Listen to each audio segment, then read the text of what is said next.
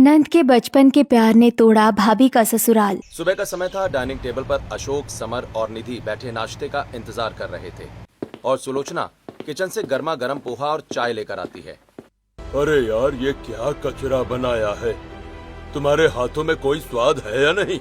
जी मैंने तो मसाले बिल्कुल सही डाले थे। मसाले डालने से क्या होता है? खाना बनाने का जो हुनर मेरी पहली बीवी के हाथों में था ना, उसके हाथ का नाश्ता खाकर तो लोग उंगलियां चाटते रह जाते थे। और एक तुम हो, बस कचरा पकाना आता है तुम्हें। इससे अच्छा तो मैं बाहर ठेले पर ही खा लूं। अशोक ये कहकर वहां से चला जाता है। रात का समय हो जाता है। कमरे में सुलोचना अलमारी की सफाई कर रही थी। तभी उसे अशोक की पहली पत्नी की कुछ साड़ियां मिलती हैं। सुलोचना एक साड़ी को अपने ऊपर लगाकर देखने लगती है। तभी अशोक कमरे में आता है। ये साड़ी तो बहुत अच्छी लग रही है, सोच रही हूँ इसे पहन ही लिया करूँ। तुम्हारी हिम्मत कैसे हुई मेरी सीमा की चीजों को हाथ लगाने की? हाँ, ये साड़ियाँ तुम पर बिल्कुल अच्छी नहीं लगेंगी। मैं तो बस सफाई कर रही थी। अपनी शक्ल देखी है शीशे में? वो एकदम अप्सरा थी। उसे तो मैं बस देखता ही रहता था। और तुम तो एकदम भद्दी लगती हो। तुमसे शादी करना तो मेरी मजबूरी थी, ताकि बच्चों का कोई ख्याल रख सके। वरना तुम जैसी औरत मेरे घर की नौकरानी बनने लायक भी नहीं है। अशोक सीमा की साड़ी अलमारी में रखकर वहां से चला जाता है। सुलोचना रोते हुए हॉल में आती है। समर, निधि, जरा बाहर आना बेटा। समर नहीं आता, लेकिन कुछ देर बाद निधि फोन चलाते हुए वहां आती है। क्या है, क्यों चिल्ला रही हैं आप? बेटा मुझे थोड़ा अकेलापन लग रहा था, सोचा तुमसे बात कर लूं। देखिए, ये जो आप 90s के टीवी सीरियल वाली रोती हुई माँ का ड्रामा कर रही है ना, ये मेरे सामने मत कीजिए। आप सिर्फ नाम के लिए माँ है, असली माँ नहीं। मेरी माँ तो मर चुकी है, आप मेरी सौतेली माँ है। तो प्लीज मेरे साथ ये इमोशनल बॉन्डिंग करने की कोशिश मत किया कीजिए। निधि वापस अपने कमरे में चली जाती है। कुछ समय बीत जाता है। अगले दिन अशोक, समर और निधि तैयार होकर कहीं जा रहे थे कि तभी सुलोचना वहां आती है। आप लोग तैयार हो गए? मैं भी बस 5 मिनट में तैयार होकर आती हूँ, फिर साथ चलते हैं। अरे महारानी, तुम कहाँ चल दिया? वो मेरी पहली पत्नी के खास रिश्तेदारों की हाई क्लास पार्टी है। तुम वहाँ जाकर क्या करोगी? मैं तो आपकी पत्नी हूँ ना, तो फिर मैं आपके साथ तो जा ही सकती हूँ। बिल्कुल नहीं, वहाँ सब पढ़े लिखे लोग होंगे। तुम फालतू में अपनी शकल दिखाकर हमारी बेइज्जती करवा दोगी। तुम बस घर की साफ सफाई करने के लायक हो तो वही करो।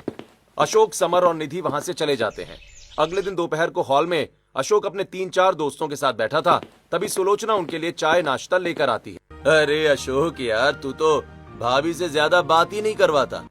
अरे यार, ये तुम्हारी भाभी जी नहीं है। तुम्हारी भाभी तो भगवान को प्यारी हो गई। ये तो बस समझ लो कि घर की नौकरानी है। इससे क्या ही बात करोगे तुम लोग? सारे दोस्त हंसने लगते हैं। सुलोचना को बुरा लगता है और वो वहां से किचन में चली जाती है। मेरा तो इस दुनिया में कोई नहीं है। तभी निधि किचन में आती है। सुलोचना को लगता है कि वो उसे संभालने आई है, लेकिन निधि उसे इग्नोर करके पानी लेकर वहां से चली जाती है। मेरी बेटी भी अब मुझे इग्नोर करने लगी है। कुछ समय बीत जाता है। अगले दिन की बात है। रात का समय था। अशोक अपने कमरे में बैठकर एक किताब पढ़ रहा था। तभी सुलोचना उसके पास आती है। सुनिए जी, मेरा ना हमेशा से एक सपना था कि मैं अपना खुद का कोई छोटा मोटा बिजनेस शुरू करूं। क्या आप मेरी थोड़ी मदद करेंगे? तुम्हें अकल है या नहीं? दिख नहीं रहा कि मैं एक बहुत इम्पोर्टेंट किताब पढ़ रहा हूँ? मैं तो बस। अरे हाँ, मैं तो भूल ही गया था कि तुम तो अंगूठा छाप हो। तुम्हें क्या पता किताब की वैल्यू? मेरी पहली पत्नी बहुत पढ़ी लिखी थी। हम दोनों साथ में बैठकर इंग्लिश नॉवेल्स पढ़ते थे। और तुम्हें तो कुछ आता ही नहीं है। अब जाओ यहाँ से। सुलोचना दुखी होकर वहां से चली जाती है। कुछ दिनों के बाद एक बड़े होटल में अशोक, समर, निधि और सुलोचना समर के लिए लड़की देखने के लिए आए हुए होते हैं। तो बेटा सिमरन, तुम्हारी आगे की पढ़ाई का क्या प्लान है? बेटा तुम्हें खाने में क्या क्या पसंद है? हमारे समर को तो। तुम चुप रहो। तुम्हें किसने बीच में बोलने को कहा? मेरा बेटा है, मैं उसकी शादी की बात खुद कर लूंगा। तुम्हें तो लोगों के सामने ढंग से बात करना भी नहीं आता। गवार हो तुम पूरी की पूरी। आसपास जो लोग बैठे थे वो सुलोचना को देखने लगते हैं और थोड़ा हंसने लगते हैं। तो सुलोचना को बहुत ज्यादा बुरा लगता है और वो वहां से चली जाती है। ऐसे ही कुछ समय बीत जाता है। समर की शादी हो गई थी। दोपहर का समय था। सिमरन हॉल में बैठकर फोन चला रही थी कि तभी सुलोचना उसके पास आती है। बहू, और बताओ तुम्हारे मायके में सब कैसे हैं? ओफो माँ जी, प्लीज थोड़ा स्पेस दीजिए ना। अभी मुझे बिल्कुल डिस्टर्ब मत करो। मैं अभी अपने रील एडिट कर रही हूँ। हम बाद में बात करेंगे। अच्छा ठीक है बेटा। सुलोचना वहां से चली जाती है। कुछ समय बीत जाता है और रात हो जाती है। सुलोचना की नींद खुल जाती है। वो देखती है कि निधि के कमरे का दरवाजा खुला था। अंदर सिमरन और निधि बैठकर कुछ देख रही थी। सुलोचना निधि के कमरे में जाती है। अरे वाह, तुम दोनों पिक्चर देख रही हो। क्या मैं भी आ जाऊं? मुझे भी नींद नहीं आ रही, साथ में देख लेते हैं। माँ जी, ये आपके टाइप की मूवी नहीं है, ये एक्शन मूवी है। और वैसे भी आपको इसमें कोई मजा नहीं आएगा, क्योंकि आपको तो वो 90s वाली मूवी पसंद है जिनमें हद से ज्यादा ओवर एक्टिंग होती है। हाँ माँ, आपको ये सब समझ नहीं आएगा। आप जाओ अपने कमरे में, हमें डिस्टर्ब मत करो। ठीक है बेटा, तुम लोग देख लो। सुलोचना वहां से निकलकर सीधे घर के बाहर बने पार्क में जाकर बैठ जाती है। कोई नहीं है मेरा इस घर में। मैंने सोचा था नई बहू आएगी तो एक सहेली मिल जाएगी, लेकिन वो तो मुझे इग्नोर ही करती है। हे भगवान, ये कैसी जिंदगी है मेरी। अगले दिन सुलोचना अपने कमरे की सफाई कर रही है। तभी अचानक उसका हाथ अशोक की पहली पत्नी की फोटो फ्रेम से लग जाता है और फ्रेम जमीन पर गिरकर टूट जाता है। आवाज सुनकर अशोक वहां आता है। ये क्या किया तुमने? तुम्हारी हिम्मत कैसे हुई मेरी पत्नी की फोटो तोड़ने की? मुझे पता है तुमने ये जानबूझकर किया है, क्योंकि तुम मुझसे जलती हो ना। नहीं जी, मेरा हाथ लग गया था, मुझे माफ कर दीजिए। हंगामा सुनकर समर, सिमरन और निधि भी वहां आ जाते हैं। तुम इस घर के लिए एक पनौती हो, पनौती। मेरी पहली बीवी के पैरों की धूल भी नहीं हो तुम। आखिर आप मुझे इतना क्यों सुना रहे हैं? क्योंकि तुमने गलती की है। और हाँ, मैं सिर्फ उसी से प्यार करता हूँ और मरते दम तक उसी से करूँगा। तुम्हें तो मैं अपनी नौकरानी भी न मानूं। बोलते बोलते अशोक अचानक जमीन पर गिर जाता है और बेहोश हो जाता है। पापा, पापा, क्या हुआ? ए, जल्दी एम्बुलेंस बुलाओ। जल्दी से एम्बुलेंस आती है और अशोक को जल्दी से हॉस्पिटल में एडमिट किया जाता है। अशोक एडमिट था, उसका इलाज चल रहा था। सुलोचना उसके पास ही खड़ी थी। ये सब तुम्हारी ही पनौती शक्ल देखने का नतीजा है। अगर मेरी पहली बीवी जिंदा होती तो मुझे ऐसे अस्पताल में एडमिट नहीं होना पड़ता, क्योंकि वो मेरा और मेरी हेल्थ का अच्छा ख्याल रखती थी। लेकिन तुमसे कुछ नहीं होता। तुम बेकार हो। तुम मेरा कभी ख्याल नहीं रख सकती। सुलोचना दुखी होकर कमरे से बाहर आ जाती है। कुछ समय बाद डॉक्टर वहां आते हैं। देखिए, पेशेंट को छोटा सा हार्ट अटैक आया था और अब इनका हार्ट बहुत कमजोर हो चुका है। मेरी एक बात कान खोल कर सुन लीजिए आप सभी लोग। इन्हें कोई भी टेंशन या सदमा नहीं लगना चाहिए। अगर इन्हें कोई भी हैवी शॉक लगा तो फिर इनकी जान जा सकती है। कुछ दिनों के बाद अशोक वापस घर आ जाता है। कुछ समय बीत जाता है। दोपहर का समय था। सिमरन और निधि तैयार होकर कहीं बाहर जा रही थी कि तभी सुलोचना उनके पास आती है। बहू, निधि, तुम लोग शॉपिंग पर जा रही हो क्या? मैं भी चलूं तुम्हारे साथ? मुझे भी थोड़ा शॉपिंग करना है। माँ, हम लोग बड़े शोरूम में जाएंगे जहाँ डिजाइनर ड्रेस मिलती है। अब वहाँ क्या करेंगी आप? ठीक है बेटा, तुम लोग ही चले जाओ। सिमरन और निधि वहाँ से चली जाती हैं। कुछ दिन और बीत जाते हैं। एक दिन शाम को हॉल में 4-5 सूटकेस रखे हुए थे और अशोक, समर, सिमरन और निधि तैयार होकर हॉल में खड़े हुए थे। आप सब इस तरह तैयार होकर और ये सूटकेस लेकर कहाँ जा रहे हैं? अरे माँ, हम लोग एक हफ्ते के लिए वैकेशन पर जा रहे हैं। पापा की भी तबीयत अब ठीक है। तो मैं भी चलती हूँ ना तुम लोगों के साथ। मैं बस 10 मिनट में अपना बैग लगा लेती हूँ, मैं भी तैयार हो जाती हूँ। रुक जाओ, तुम हमारे साथ नहीं जाओगी। हम वहाँ मौज मस्ती करने जा रहे हैं, कोई तीर्थ यात्रा पर नहीं जा रहे। कुछ देर के बाद सभी वहाँ से चले जाते हैं। सुलोचना अकेली रह जाती है। मेरी लाइफ तो पूरी बर्बाद हो गई। जब से मैं इस घर में आई हूँ तब से सब कुछ बर्बाद हो गया है। मेरा पति मुझसे नफरत करता है, बच्चे मुझे नौकरानी समझते हैं। अब मैं क्या करूँ? मैं कहाँ जाऊँ? सुलोचना जोर जोर से रोने लगती है। तभी मेन गेट की घंटी बजती है। सुलोचना शांत होकर दरवाजा खोलती है। सामने एक स्मार्ट लड़का खड़ा था। नमस्ते, मैं वेदांत हूँ, निधि का स्कूल टाइम का बचपन का दोस्त। निधि है क्या घर पर? नमस्ते। निधि तो घर पर नहीं है, वो बाहर गई है घूमने। तुम अंदर आ जाओ। वेदांत अंदर आकर सोफे पर बैठ जाता है। सुलोचना उसके लिए चाय बनाकर लाती है। आप मुझे बहुत दुखी लग रही हैं। आपकी आंखें भी सूजी हुई हैं, क्या बात है? आप इतनी परेशान क्यों हैं? क्या बताऊं, मैं बहुत दुखी हूँ वेदांत। कोई मुझसे बात नहीं करता। सब मुझे सिर्फ एक नौकरानी समझते हैं। ये तो बहुत बुरी बात है। जो औरत पूरे घर को संभालती है उसके साथ ऐसा बर्ताव नहीं होना चाहिए। आप रोइए मत, मैं हूं ना। ऐसे ही सुलोचना और वेदांत बात करने लगते हैं और कुछ देर के बाद वेदांत वहां से चला जाता है। कुछ दिनों बाद पूरा परिवार वैकेशन से लौट आता है। सभी सो रहे थे। रात का समय था। सुलोचना घर के बाहर खड़ी थी। तभी अचानक 3-4 आदमी सुलोचना के पास आते हैं और उससे कुछ बात करने लगते हैं और फिर वहां से चले जाते हैं। हे भगवान, अब मैं क्या करूं? अब कौन मेरी मदद करेगा? हाँ, वेदांत, वो बहुत अच्छा है। अब बस वही है जो मेरी मदद कर सकता है। और वैसे भी वो बहुत स्मार्ट है और अच्छी बातें भी करता है। अगले दिन दोपहर को एक पार्क में सुलोचना और वेदांत बैठकर कुछ बात कर रहे थे। तभी सिमरन पार्क के पास से गुजरती है, जो कि शॉपिंग करके लौट रही थी, और वो सुलोचना को देख लेती है। ये माँ जी यहाँ क्या कर रही है? और ये स्मार्ट सा लड़का कौन है जिसके साथ ये ऐसे खिलखिलाकर हंस रही है? घर में तो हमेशा रोती रहती है। दाल में पक्का कुछ काला है। सिमरन जल्दी से अपना फोन निकालती है और सुलोचना और वेदांत की फोटो क्लिक कर लेती है और फिर वहाँ से चली जाती है। घर पहुंचकर वो फोटो निधि को दिखाती है। ये देख, मैंने कहा था ना, माँ जी कोई सीधी सादी तुलसी नहीं है। आज पार्क में इस लड़के के साथ बैठकर खिलखिलाकर हंस रही थी। भाभी, ये तो वेदांत है। वेदांत? कौन वेदांत? अरे ये मेरा बचपन का फ्रेंड है। I mean 12th क्लास में ये मेरा बॉयफ्रेंड था। फिर हमारा ब्रेकअप हो गया था। पर ये यहाँ कब आया? और ये मेरी माँ के साथ पार्क में बैठकर क्या कर रहा है? Oh my God, ex boyfriend और सास? पक्का कुछ गड़बड़ है। कुछ समय बीत जाता है। रात के 2 बज रहे थे। सिमरन और निधि को भूख लगी थी, इसलिए वो दोनों किचन में मैगी बनाने जाती हैं। यार निधि, मैगी में थोड़ा मसाला और डालना।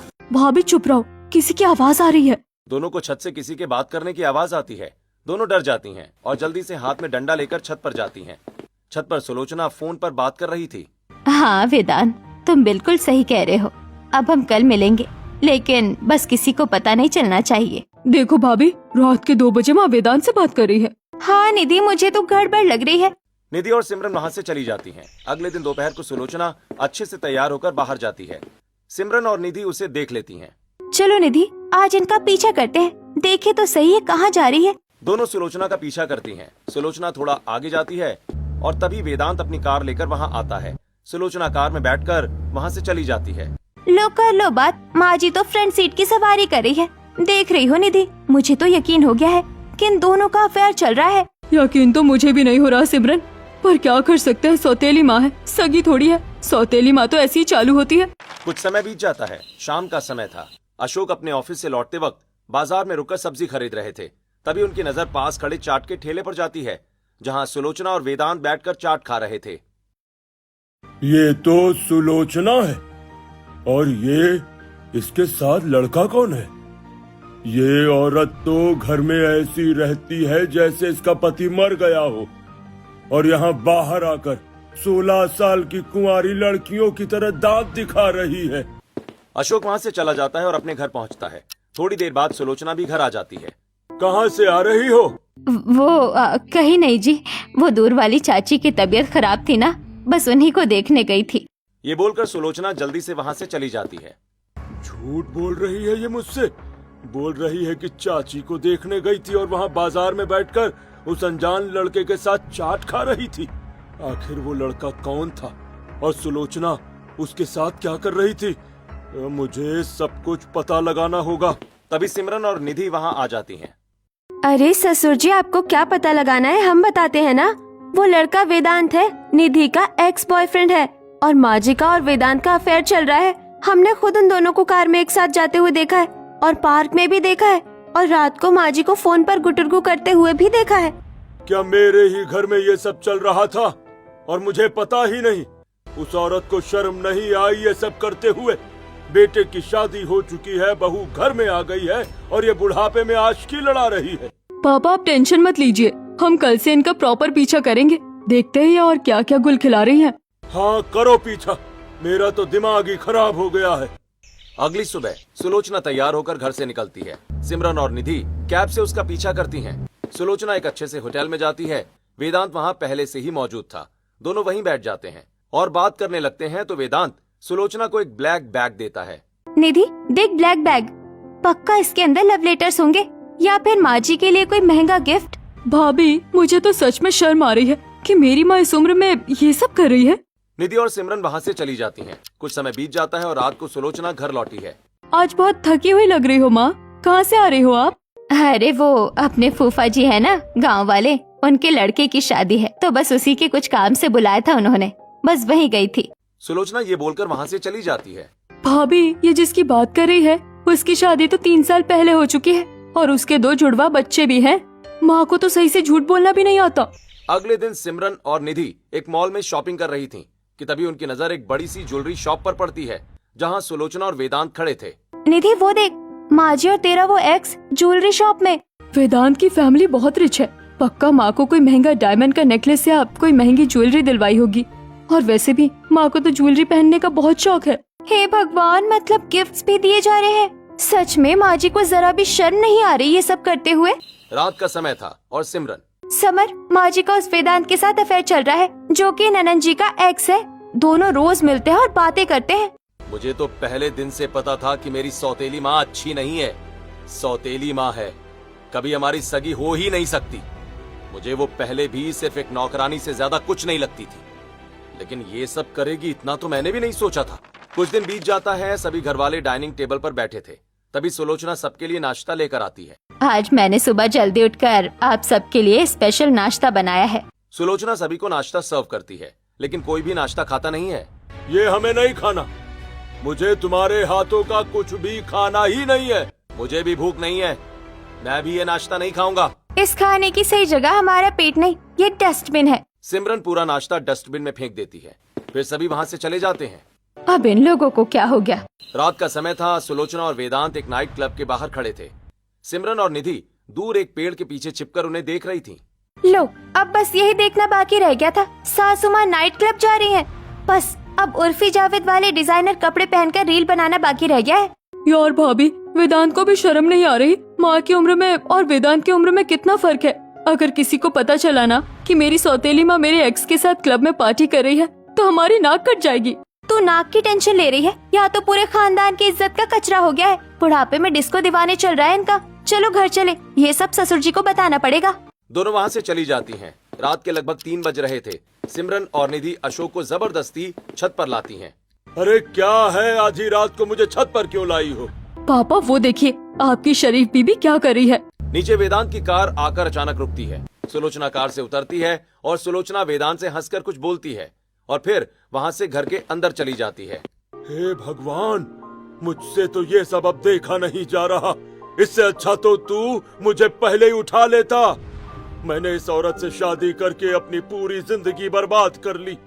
ससुर जी आप रोइए मत, एक्शन लीजिए, एक्शन। अगले दिन दोपहर का समय था। हॉल में अशोक, समर, सिमरन और निधि बैठे टीवी देख रहे थे। तभी सुलोचना सबके लिए चाय लेकर वहाँ आती है। अशोक जी, आपको पता है वो शर्मा जी की बहू। कोई सुलोचना की तरफ देखता तक नहीं है और सभी उसे इग्नोर करके वहाँ से जाने लगते हैं। निधि, चलो मेरे कमरे में बैठकर नेल पेंट लगाते हैं। अशोक, समर, सिमरन और निधि वहाँ से चले जाते हैं। कुछ समय बीत जाता है और रात हो जाती है। सभी डाइनिंग टेबल पर बैठे थे। सुलोचना ने आज खुद डिनर बनाया था। सभी खाने वाले ही थे कि तभी वेदांत वहाँ आ जाता है। ये लड़का यहाँ क्या कर रहा है? इसे किसने बुलाया यहाँ? इसे मैंने बुलाया है। आज रात का खाना ये हमारे साथ ही खाएगा। दिमाग खराब है आपका? कोई अनजान इंसान हमारे बीच बैठकर कैसे खाएगा? ये कोई अनजान थोड़ी है समर, कि तुम्हारी बहन निधि का बचपन का दोस्त वेदांत है। सुलोचना वेदांत को बैठकर खाना सर्व करती है। वाह आंटी जी, क्या खाना बनाया आपने। और वैसे ये सारा खाना मेरी पसंद का है, इसलिए खाने में और मजा आ रहा है। सच में बहुत टेस्टी बना है खाना। कुछ देर के बाद सब खाना खा चुके थे। तेरा खाना हो गया ना वेदांत, अब तू जा सकता है, रास्ता बाहर की तरफ है। ये कहीं नहीं जाएगा निधि, रात बहुत हो गई है और अभी इसने मुझे बताया कि इसकी गाड़ी खराब हो गई है। आज रात वेदांत हमारे गेस्ट रूम में रुकेगा। बिल्कुल नहीं, ये लड़का इसी वक्त मेरे घर से दफा होगा। ये कहीं नहीं जाएगा, ये आज गेस्ट रूम में ही रुकेगा। और अगर इस घर में किसी को भी इससे कोई प्रॉब्लम है तो दरवाजा खुला है, वो इंसान घर छोड़कर जा सकता है। सुलोचना वेदांत को लेकर गेस्ट रूम की तरफ चली जाती है। कुछ समय बीत जाता है। समर, निधि, सिमरन और अशोक एक ही कमरे में थे। सभी के हाथों में लाठी डंडे थे। पापा, आज मैं उस रोमियो की हड्डियां तोड़ दूंगा। हाँ, आज तो आर पार की लड़ाई होगी। चारों हॉल में आते हैं। वो देखते हैं कि गेस्ट रूम का दरवाजा खुला है। तभी सुलोचना वहाँ आती है और वो जल्दी से गेस्ट रूम में चली जाती है और दरवाजा अंदर से बंद कर लेती है। हे भगवान, माँ जी तो आधी रात को वेदांत के कमरे में चली गई। हाँ? और दरवाजा भी बंद कर लिया। अरे कोई मुझे जहर ला के दे दो, ये सब क्या क्या देखना पड़ रहा है मुझे। अशोक, समर, निधि और सिमरन बहुत देर तक हॉल में बैठे रहते हैं और सुलोचना का इंतजार करते हैं, लेकिन सुलोचना बाहर नहीं आती, इसलिए सभी अपने अपने कमरों में चले जाते हैं। अगली सुबह सिमरन और निधि हॉल में बैठी थी, तभी सुलोचना वहां आती है, जो कि शॉपिंग करके आई थी और अपना मेकअप भी करवा कर आई थी। हे भगवान निधि, मैं ये सपना देख रही हूँ या ये सच है? आज सासू माँ किसी हीरोइन की तरह तैयार होकर आई है। मुझे भी अपनी आंखों पर यकीन नहीं हो रहा भाभी जी।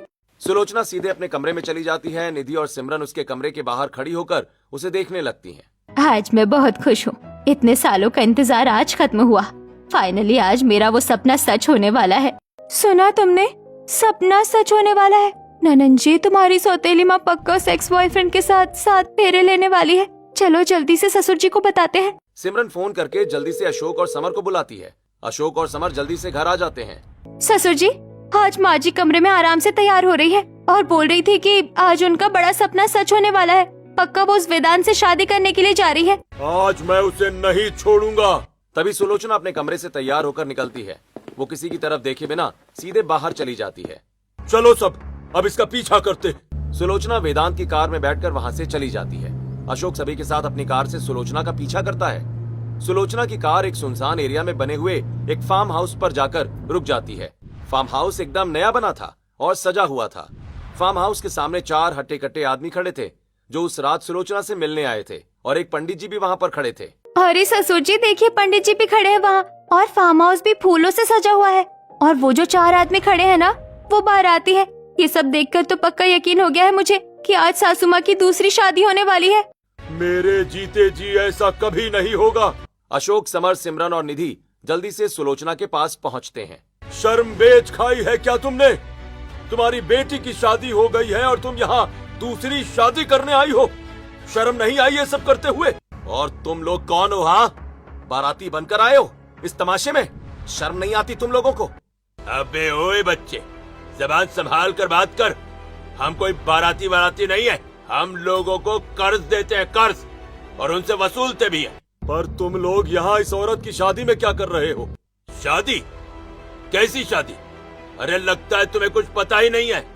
कोई नहीं, मैं तुम्हें सब कुछ बताता हूँ। तो सुनो, जिसे तुम देवी समझते हो ना, तुम्हारी वो पहली पत्नी 1 नंबर की जुआरी थी। ऑनलाइन बेटिंग के चक्कर में वो मरने से पहले तुम्हारा घर हमारे पास गिरवी रख गई थी।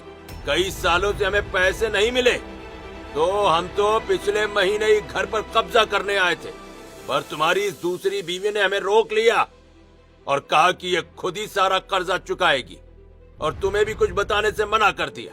तब से ये हमारा कर्ज चुका रही है। रंगाबाई सही कह रहे हैं अंकल जी।